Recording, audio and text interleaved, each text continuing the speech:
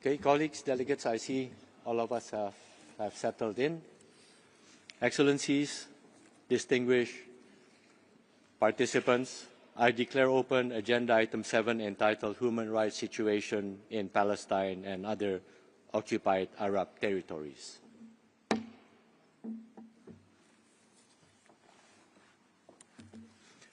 We will now proceed with the interactive dialogue with the Special Rapporteur on the situation of human rights in the Palestinian territory occupied since 1967. Let me welcome the mandate holder, Ms. Francesca Albanese. Welcome, Madam. The list of speakers will close in 15 minutes, and I now give the floor to Ms. Albanese to present her report. Madam, you have the floor. Terima kasih banyak Yang Mulia Duta Besar. Excellencies, I stand before you today with a deep sense of injustice and determination. Injustice because I have served this Council with rigor and in good faith, and for doing so, I have faced relentless personal threats, insults, and reprisals. Determination because in spite of all this, I remain steadfast in my mission to bear witness, to speak the truth, and to reject complicity in this time of unremitting criminality. Today I present the findings of my 8th report, the 5th documenting the ongoing genocide against the Palestinian people. Its findings highlight a hallmark of this genocide, Israel's widespread and systematic use of torture, alongside the creation of a torturous environment against Palestinians. I unequivocally condemn the torture committed by all actors, including also by Palestinian armed groups on and after 7th of October 2023. However, this report focuses on the use of torture in the context of the ongoing genocide, thus on the actions by Israel as the occupying power, as my mandate demands. Between October 2023 and January 2026, Israeli forces arrested more than 18,500 Palestinians, including children, especially if they were doctors, journalists, or humanitarians. Nearly 100 of them died in custody. 4,000 remain forcibly disappeared. Thousands detained without charge, held in inhuman conditions, beaten, shackled, sexually abused, denied medical care, starved, raped. Israel has effectively been given a license to torture Palestinians because most of your government, your ministers have allowed it. It is thanks to the courage of torture survivors and the Palestinians and Israeli NGOs who helped document their inferno if the truth has today reached this room. Hence, I have decided to lend my voice to them, to the survivors. Quote, on the 4th day in prison, an Israeli soldier threw food on the floor, which was only Lebanese, yelling, "Eat off the ground, you Hamas horse, just like animals," end of quote. Quote, the assaults were violent with batons and boots, leaving prisoners bleeding on the ground. They would beat prisoners, force them to insult each other, and even howl like animals. End of quote. Quote, they unleashed police dogs on us again, allowing them to tear into our flesh.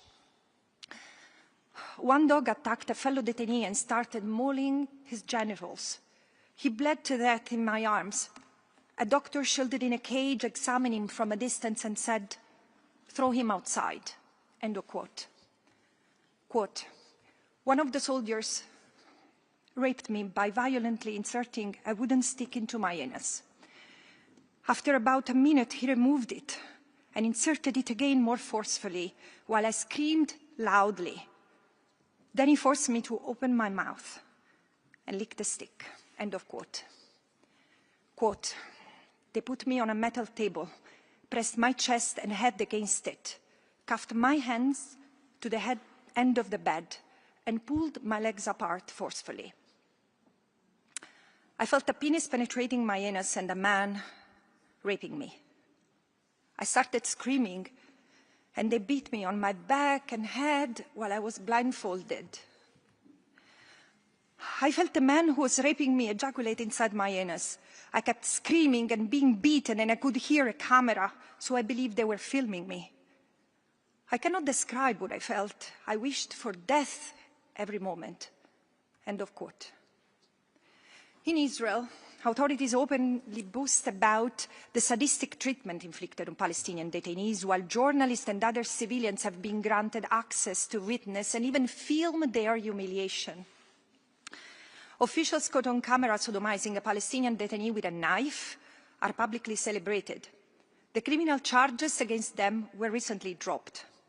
And my report also shows that torture extends far beyond the prison walls in what can only be described as a torturous environment imposed by Israel across the entire occupied Palestinian territory. The continuous decades-long destruction of homes, hospitals, schools and infrastructure, combined with forced displacement, starvation, mass bombing, pervasive surveillance and arbitrary detention, has transformed Palestinian life into a continuum of physical and mental suffering.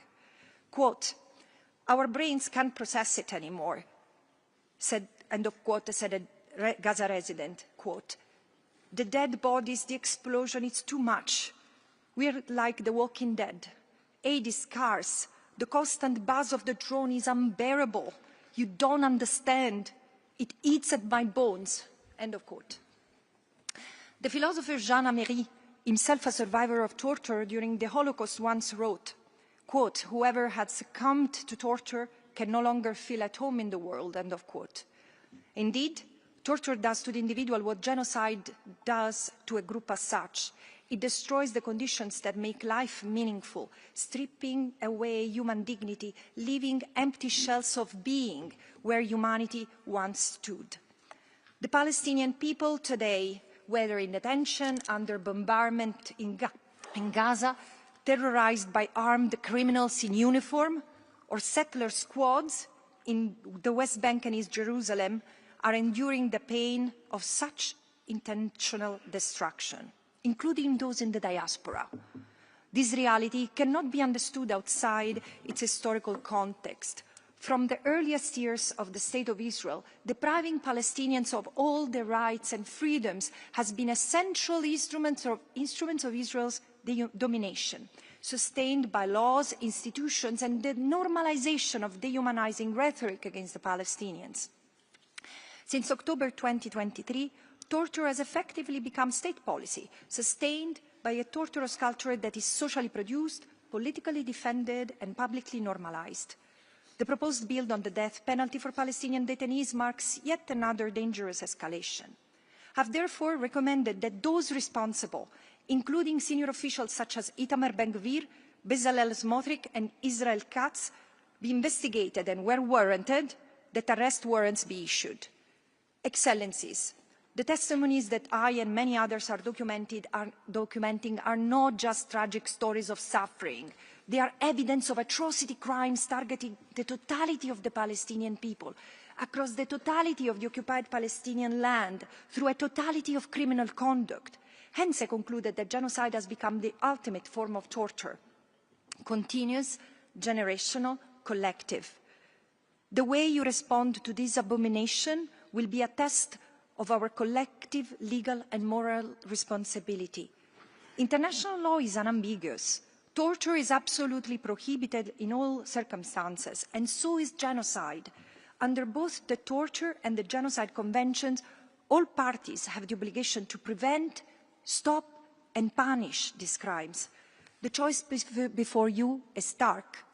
Either the prohibition of genocide and torture remains a binding legal norm. For it, Israel's leaders must be held accountable together with those who stand behind them, or it will stand exposed as an empty promise. And together with the millions who still believe in the universality of human rights, I say to you again, disregard for international law will not stop in Palestine. It is already unfolding from Lebanon to Iran, across the Gulf countries and in Venezuela. And if left unchecked, it will spread far beyond. What is lost in Palestine will be lost to us all. Thank you. Thank you.